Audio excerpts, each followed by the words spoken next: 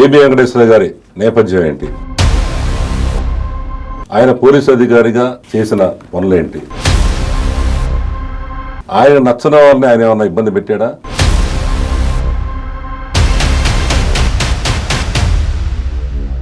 ఈయన నేను పార్టీ పెడతాను రాజకీయాలకు వస్తానని బెదిరిస్తున్నారండి మీరు ప్రభుత్వాన్ని, మీరేమంటారు? ఎంతమంది దొంగ యాదవులను చూడలే మనం.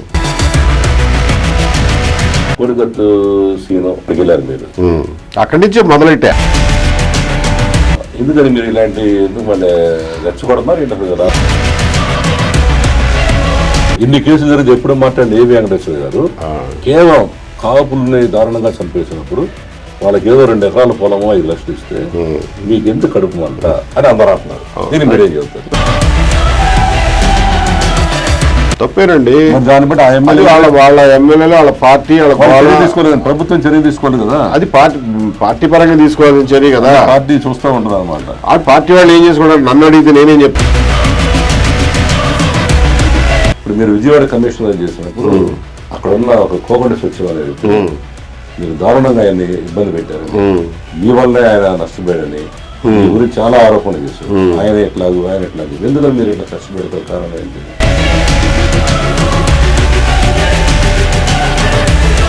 ఆయన కమిషనర్ ఉన్నప్పుడు ఆయన కక్ష పెట్టి ఆయన కావాల్సిన వాళ్ళకి సపోర్ట్ చేసి మమ్మల్ని అందరూ ఇబ్బందులు పెట్టాడు. ఆయన మీరే వద్ద ఉన్నట్టు చెప్పాడు. ఏంటి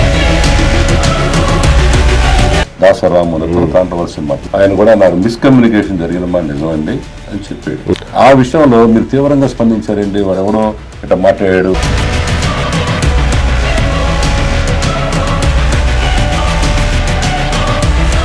One of the best investigations ever done by AP police. మీరు చట్టం ఎట్లయినా రాసుకోండి, మిస్యూజ్ చేయడం ఎట్టో మాకు తెలుసు.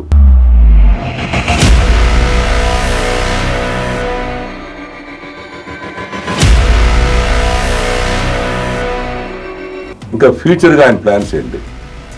అసలు ఈ రాష్ట్ర రాజకీయాల్లో మరి ఆయన ఏం చేయదలుచుకున్నాడు? అసలు ఎందుకు ఆ పదవి తీసుకోలేదు? ఆయనకి ఇచ్చిన పదవిని ఎందుకు వదిలేశారు? వీటన్నిటి గురించి చూడాలంటే ఈ హాట్ సిటీ కార్యక్రమం తప్పకుండా చూస్తారనుకుంటున్నాను. రిటైర్డ్ ఐపీఎస్ ఏబి వెంకటేశ్వరరావుతో హాట్ సీట్ విత్ ఎంఎస్ఆర్ ఈ శనివారం సాయంత్రం 6 గంటలకు మీ నెంబర్ 1 న్యూస్లో. Don't miss it.